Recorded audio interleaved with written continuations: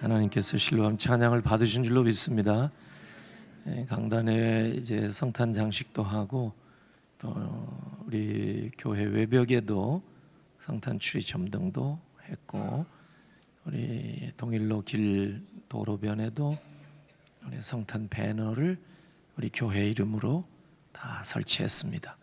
오늘이 대림절 성탄 4주 전 성탄주일 4주 전부터 대림절 교회력으로 그렇게 말을 합니다.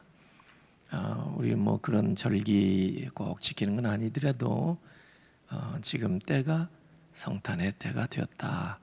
이제 뭐 이거 겉보고 하는 건 아니지만 이제 12월 오늘이 첫날이지만 첫 주일 매우 의미가 있습니다.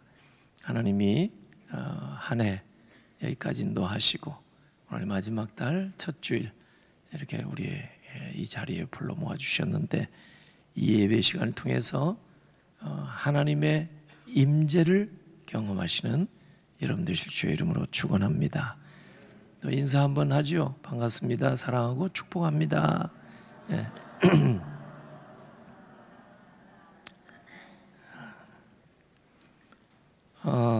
성탄절이 되면 이 포인세치아가 포인트입니다. 포인트.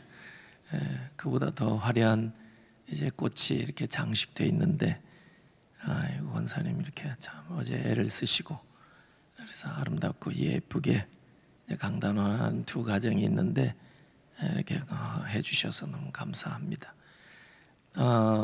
성탄절에는 우리 표정 관리를 해야 돼요. 성탄의 때는 세상 어떤 사람들에게도 우리 예수 믿는 사람이 가장 기뻐하는 모습을 볼 줄 알아야 됩니다.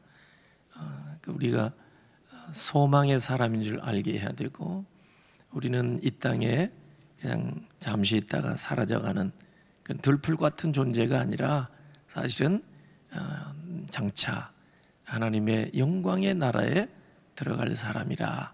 오늘 사도 베드로는 흩어져 나그네 된 성도들에게 편지를 보내서 권면하고 이제 편지 말미에 베드로전서 말미에 와서는 동역자들에게 권면을 합니다. 동역자라고 하는 교회 지도자입니다. 교회 지도자. 이 교회 지도자들에게 이제 권면하는 말씀이 사실은 5장 1절입니다. 오늘 설교 본문의 마지막 결론이기도 합니다만 여기에서 이제 베드로가 무슨 얘기를 하는가 보니까 이 베드로는 예수 그리스도의 고난의 증인이다 이 고백을 해요. 동시에 그것만이 아니라 예수 그리스도의 영광의 증인이다 이런 얘기를 합니다. 나타날 영광에 참여할 자라. 나타나는 장차 영광의 나라로 들어가게 되고 하나님께서 호련히 우리를 다 변화시켜 주셔서 영광의 나라에 다 올라가게 되는데 이 땅에서 고난, 수고, 눈물 다 마치고 하나님 앞에 설 때 잘했다 칭찬받고 위로해 주시고 영광의 자리로 하나님이 인도해 줄 줄로 여러분도 믿으시기를 바랍니다. 그게 이제 베드로의 고백인 거예요. 그래서 오늘 이 아침에 저는 두 가지로 나누어서 하나는 사도 베드로가 고백했지만 오늘 우리의 고백도 됩니다. 우리는 그리스도의 고난의 증인이고 동시에 우리는 그리스도의 영광의 증인이다 이런 사실을 여러분에게 다시 한번 이 말씀 통해서 전달하고자 합니다. 먼저 5장 1절에 보면은 베드로는 예수 그리스도의 고난의 증인이라 이렇게 이제 말을 합니다. 그리스도의 고난의 증인이요, 장차 나타날 영광에 참여할 자니라. 그래서 먼저 이제 예수 그리스도의 고난의 증인이라 베드로가 이제 이런 얘기를 하는데 사실 베드로는 예수 그리스도의 지상생애 중에 3년 공생의 생애 동안 언제나 함께 한 사람입니다. 수제자로 예수님 곁을 떠나서는 안 되겠죠. 예수님을 항상 지근거리에서 지켰던 사람이 베드로입니다. 물론 예수님이 공회에 잡히셨을 때 아니 예수 모른다 불이익을 당할까 봐서. 네. 자기도 죽을 줄 모르고. 그러니까 예수 모른다 3번씩이나 부인한 전력이 있습니다. 또 예수님이 십자가에 달려 돌아가실 때 멀찍이 가까이 가다가 또 잡힐까 봐서 그러한 적이 있었습니다마는 나중에는 철저하게 회개하고 정말 예수 그리스도의 진실된 제자로 또 정말 거꾸로 십자가에 매달려 순교를 당할지라도 예수님을 나중에는 부인하지 않은 수제자로 그렇게 고난의 자리를 지켰던 사람이 바로 베드로입니다. 오늘 베드로가 여기서 이제 고백하는 말씀을 보면은 특별히 오늘 그 4장 오늘 이제 12절에서 5장 1절까지가 본문인데 이 4장 12절 이하에 보면은 이 그리스도인이 이 세상에 살면서 고난을 많이 겪는다. 심지어는 불시험도 겪는다. 이상하게 여기지 말라 그러잖아요. 12절에도 당연한 듯이 얘기를 하잖아요. 예수 믿고 나면 하나님이 사랑의 하나님, 자비와 긍휼에 풍성하신 하나님, 그래서 하나님의 사랑을 우리가 많이 받아서 이 세상에서 잘 돼야지요. 형통하게 되고. 그런데 베드로의 얘기를 보면은 고난을 많이, 그래서 자기는 예수님의 고난을 많이 본 사람, 증인이고 그 얘기는 바꾸어 얘기하면 자기도 고난을 많이 당했다 이 얘기 아니겠어요? 실제로도 그렇고. 그래서 우리가 오늘 이제 이 베드로전서 4장 12절 이하에서 이 그리스도인의 고난, 소위 의인인데 왜 고난을 받느냐 이 문제, 이게 풀리지 않는 문제 아니겠어요? 여러분 이해가 잘 됩니까? 여러분 날마다 기도하고 날마다 큐티하고 말씀을 묵상하고 하루 시작을 기도와 함께 시작하고 경건하게 살려고 애쓰고 예배 자리 놓치지 아니하려고 기도의 자리 빠지지 아니하고 여러분 생명의 말씀을 부지런히 전하고 믿음의 백성들과 함께 모이기를 힘쓰고 얼마나 귀한 모습입니까? 그런데도 생각지 못한 고난과 고통이 올 수가 있다는 거. 의인의 고난, 이게 왜 이렇게 일어날 수 있을까? 의롭게 사는 사람에게 왜 고난이 오느냐 그 말이죠.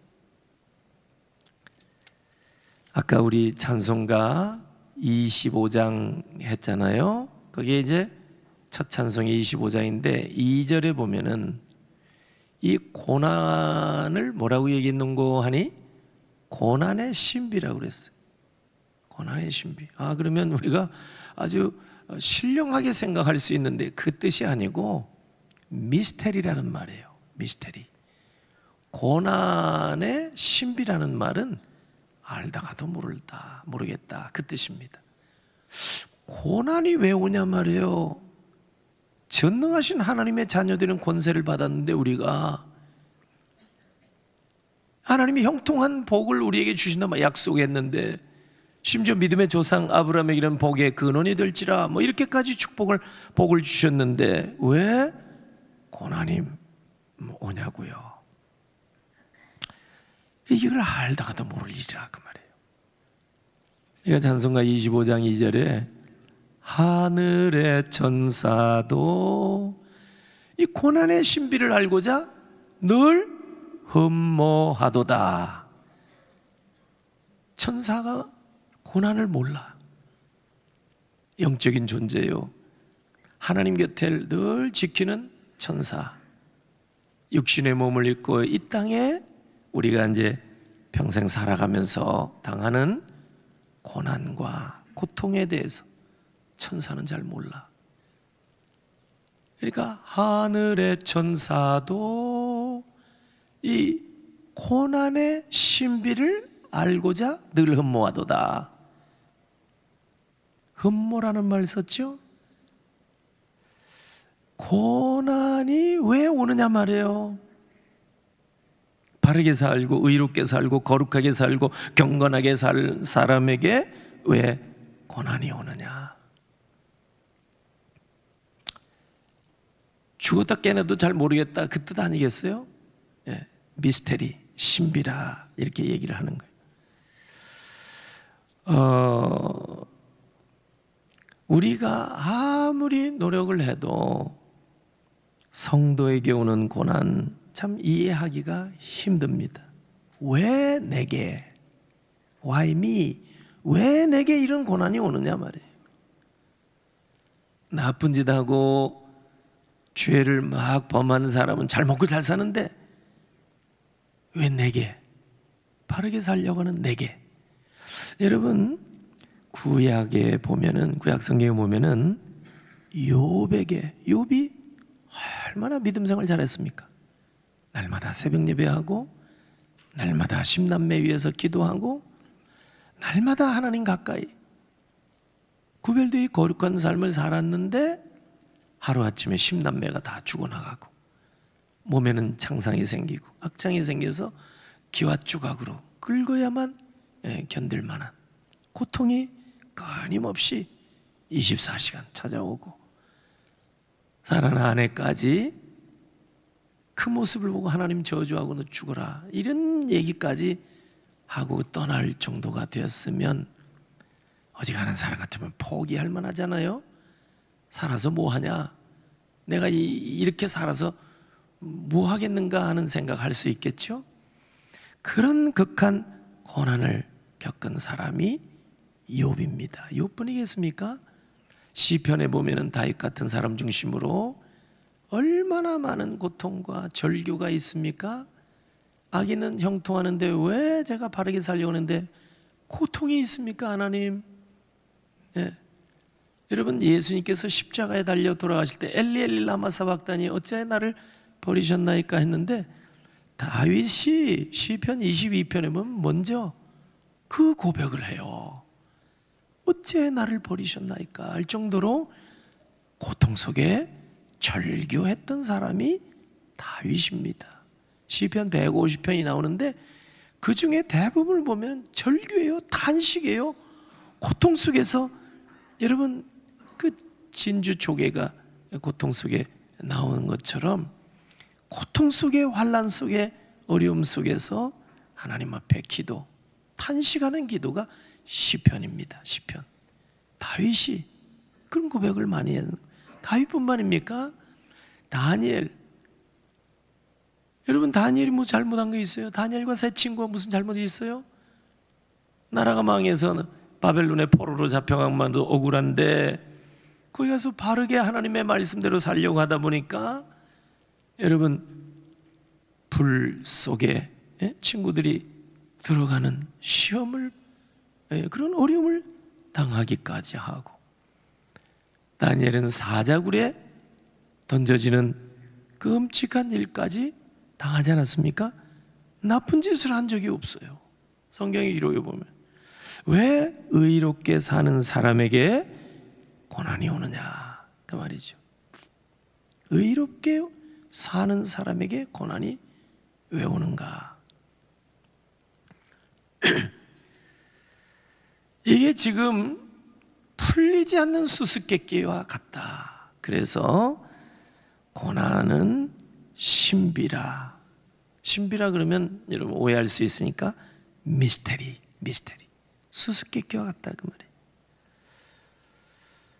그런데 여러분, 사도 베드로는 예수님을 지근거리에서 잘 섬긴 사람이기 때문에 예수님과 같은 분이 고난을 겪는다, 이해를 못했어요. 그죠? 예수님이 죄가 없어서요. 하나도 없어요, 죄. 거룩하신 분인데 고난을 많이 겪으셨어요. 베드로는 그걸 가까이서 다 봤어요. 예수님의 지상생에 동고동락했으니까, 예수님과 함께. 예수님이 여러분 힘들 때마다, 물론 배반한 적도 있었지만은 다 봤던 사람이 베드로입니다. 그래서 여기에서 이 편지 여기에서 나는 예수 그리스도의 고난에 증인입니다. 이런 고백을 하잖아요.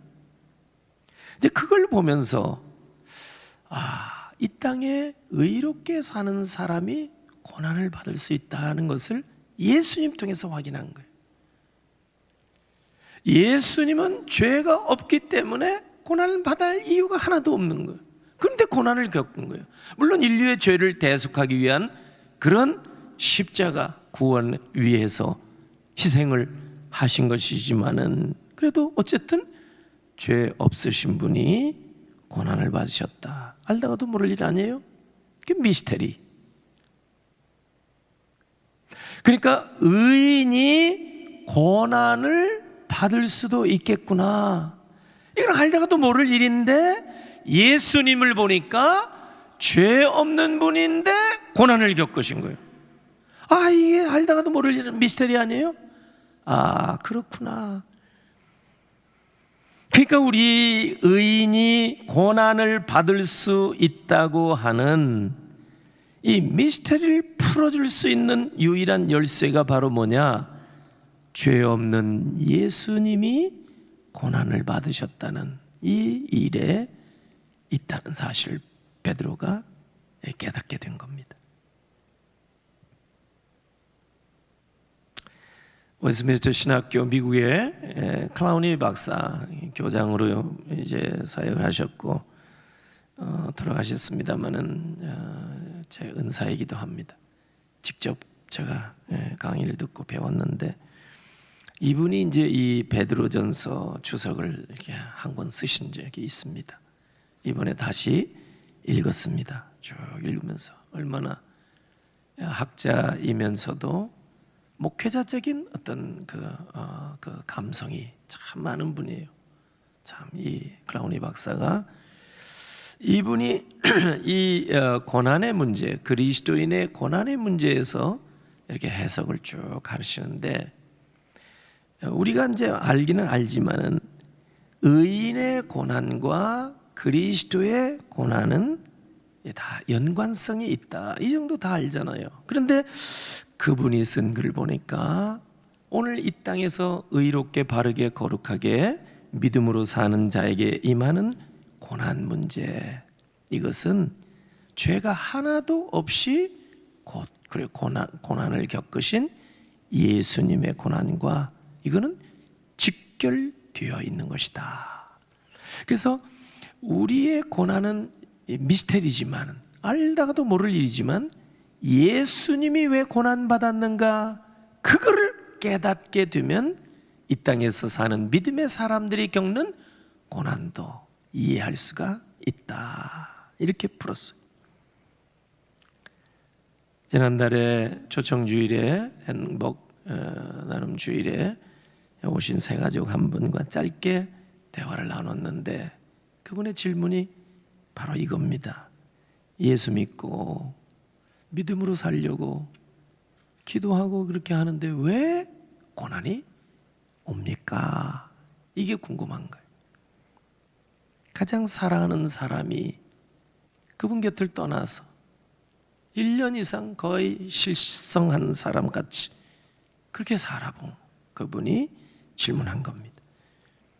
왜 나쁜 짓 그렇게 대단하게 나쁜 짓 한 사람도 잘 살았는데 그런 일도 없는데 왜 이런 고난이 우리에게 이렇게 오고 가면 갈수록 이 세상에 왜 고난이 이렇게 많습니까? 풀리지 않는 거예요. 미스테리라 그 얘기죠. 근데 우리가 이 땅에서 겪는 고난이라고 하는 이 미스테리가 여러분 해결되겠습니까?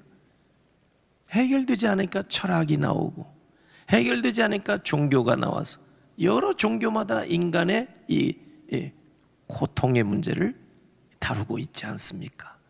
네, 그렇다고 해결이 됩니까? 예수 그리스도께서 죄가 하나도 없는데 고난을 겪고 고난 중에서도 극한 십자가의 고난까지 당하신 분이다. 이거를 알기 전까지는 이 땅에서 인간 고난, 의인의 고난을 알 수가 없다 그 말이죠. 오늘 사도 베드로는 분명히 얘기를 합니다. 너희가 예수 믿다가 불시험을 당해도 이상히 여기지 말라. 이상한 거 아니다. 너희가 그리스도의 고난에 참여한다면 오히려 기뻐하고 즐거워하라. 이런 얘기를 하고 있거든요. 왜 그럴까? 왜 이렇게까지 다 베드로는 담대하게 말할 수 있을까? 의인이 겪는 고난은 이해할 수 없는 수수께끼 미스테리지만, 그러나 예수 그리스도께서 죄 없이 고난을 겪으신 거 보면 이해가 될 수 있는 거 아니냐, 그 얘기예요. 그러니까 의인이 이 세상에서 고난을 겪을 수가 있지 않느냐. 그래서 너희 가운데 이런 환난과 시련과 시험과 어려움과 고난을 만약에 당하게 된다면 이상한 것을 여기지 말아라. 그건 얼마든지 있을 수 있다. 베드로가 그런 얘기를 하는 거예요. 오히려 복 있는 자로 여겨라, 그 말입니다. 왜 이런 얘기를 했을까? 예수님이 만약에 고난을 당하시고 십자가의 형틀에서 그냥 인생을 끝내셨다면 베드로가 이런 얘기 못하죠. 근데 예수님께서는 극한 고난을 다 죄가 없으심에도 불구하고 당하시고 생을 십자가에서 마감하셨습니다. 근데 그것으로 끝나지 아니하시고 사흘 만에 하나님 아버지께서는 죽은 자 가운데서 우리 성자 하나님 예수 그리스도를 다시 살려내 주신 줄로 믿습니다. 영광의 부활을 하게 하신 줄로 믿습니다. 그러니까 고난 후에 뭐가 있다? 영광이 있다는 사실을 온 세상에 보여주신 줄로 믿습니다. 그러므로 사도 베드로가 이거를 너무나 잘 알기 때문에 고난의 증인인데, 사도 베드로는 나중에 어떻게 해요? 빈 무덤에, 여러분 부활의 소식을 듣고 예수님이 부활하셔 제일 먼저 달려가서 여러분 그 확인한 사람이 베드로 아닙니까? 제자 중에서, 그죠? 그러니까 너무나 이것을 확실하게 아는 거예요. 예수 그리스도께서 정말 죄가 없는데 너무나 많은 고난을 겪으시고 십자가에서 극한 고난, 환난을 다 당하시고 끝난 줄 알았는데 성부 아버지 하나님께서는 독생자 예수 그리스도를 사흘 만에 죽은 자 가운데 다시 영광의 부활을 하게 하시고 하늘 보좌 승천케 하셔서 하나님 보좌 우편에 앉게 하시고 지금까지 온 우주 만물을 다스리고 계시게 하신 줄 믿습니다. 베드로는 확신이 있는 거예요. 이것은 믿음이 없이는 깨달을 수가 없는 거예요. 이 세상의 사람들이 죄가 없어도 바르게 살려고 하는데 이렇게 고난을 많이 겪는구나. 세상은 불공평하구나. 이러고 끝. 세상에서는 그럴 수 있겠죠? 억울하다. 그럴 수 있겠죠? 근데 사도 베드로 얘기는 뭐예요? 그게 끝이 아닙니다, 여러분. 예수 그리스도 죄가 없는 분이 고난을 겪으시고 십자가로 끝냈습니다. 그 끝이 아니란 말이에요. 십자가 후에 뭐가 있다? 영광의 부활이 있는 줄로 믿습니다. 흩어진 나그네 된 성도들, 특별히 사도 베드로의 동력자 된 교회 지도자들, 얼마나 여러분 환난이 컸겠습니까? 성도들보다 교회 지도자, 머리를 치면 다 흩어지는 거 아니겠어요? 그러니까 로마 제국이 지도자들을 다 먼저 죽이거나 여러분 고통을 주고 어려움을 주고 다 잡아가두고, 그 가운데 사도 베드로가 여러분 예수 그리스도의 고난의 현장을 이렇게 보면서 믿는 자에게는 고난이 끝이 아니라 고난 후에 영광의 단계가 있구나, 이걸 확실히 보았기 때문에 나는 예수 그리스도의 고난의 증인이요 동시에 장차 나타날 영광에도 증인입니다. 할렐루야. 이 고백을 하는 거예요.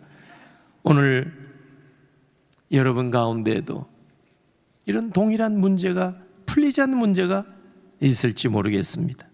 왜 내게 이 어려움이 이렇게 왔을까? 다른 사람이 아니라 왜 내게 생각지 못한 고난이 이렇게 왔는가? 다른 사람이 올 때는 내가 숨겨놓은 죄가 많아서 하나님이 나를 치신 것이 아닌가? 이렇게 오해할 수도 있을 만큼, 사실 우리 믿음의 사람들은요, 그런 염려도 있어요. 내가 갑자기 어려운 일을 만나게 됐을 때 사람들이 나에 대해서 오해하지 않을까?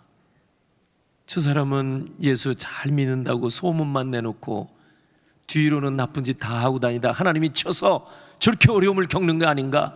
사실 이게 더 괴로워요. 이게 고난이 와서 고통을 겪는 것보다 다른 사람이 나에 대해서 저 겉모양으로는 예수 잘 믿는 것처럼 하고 뒤로는 뭐 나쁜 짓 다 하고 다니다, 그래서 하나님이 치셔서 저렇게 매맞고 있는 거 아니냐? 이런 생각을 하지 않을까? 이런 생각하면 더 힘들다 그 말이에요. 근데 사도 베드로는 예수 그리스도, 죄가 하나도 없는 분을 가까이서 지근거리에서 다 지켜봤다면, 고난의 증인, 예수님의 고난에 대해서 나보다 더 많이 아는 사람 없다. 그런데 예수님은 죄가 없는 상태로 고난을 그렇게 다 겪으셨는데, 그 나중을 보니까 아버지께서 예수 그리스도를 고난 다음에 영광의 자리로 아버지께서 인도해 가셨다.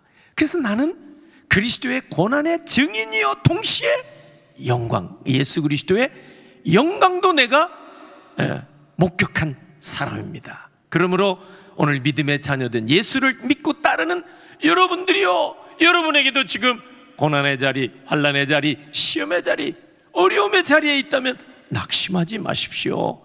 장차 아버지께서 고난 후에 영광을 우리 주님에게 허락해 주신 것처럼 여러분에게도 지금 환난의 때가, 고난의 때가 지나가고 영광의 자리로 인도해 줄 줄로 믿으시기를 바랍니다. 이게 오늘 사도 베드로가 주시는 메시지입니다. 그래서 14절에 치욕을 당하면, 예수의 이름으로 치욕을 당하면 너희는 복 있는 자라, 이래 생각하라 권면하고 있잖아요. 고난 후에는 반드시 하나님의 위로가 있다. 우리의 눈물, 하나님이 안 계시기 때문에 우리 눈의 눈물을 닦아주지 않는구나. 하나님이 살아계신다면 믿음으로 사는 자에게 왜 이런 고통을 가만히 모른 척하고 계실까? 살아난 사람이 절규하고 있고 아파하고 있고 죽어나가고 있는데 왜 하나님이 살아계신다면 가만히 계시느냐? 나는 하나님 안 계시는 것 같다. 많은 사람들이 그런 생각을 합니다. 그러나 예수 그리스도 죄가 없이도 고난을 겪으시고 고통을 많이 겪으시고 십자가까지 지셨던 주님을 지근거리서 봤던 베드로, 그것이 끝이 아니라 그리스도의 죽음, 고난 이후에는 영광의 그 하나님의 축복이 있다는 사실을 베드로가 우리에게도 증언하고 있다는 사실 여러분 기억하시기를 바랍니다. 사도 베드로는 2000년 전에 흩어진 나그네 된 성도들에게만 아니라 오늘 우리에게도 고백하기를, 자기 자신은 예수 그리스도의 고난의 증인이고 또 영광의 증인이라. 오늘 여러분들도 예수 그리스도의 고난의 증인이요 동시에 영광의 증인이라는 사실을 믿으시기를 바랍니다. 그러므로 성도에게 오는 고난은 죄를 져서 얻게 되는 그런 위협이 아니라, 그런 것이 아니라 장차 받을 영광에 대한 약속인 줄로 믿으시기를 바랍니다. 오늘 성도에게, 의인에게 오는 고난은 죄값을 치르는 징표가 아니라 장차 받게 될 영광의 표적 증표인 줄로 여러분들이 다 믿으시기를 바랍니다.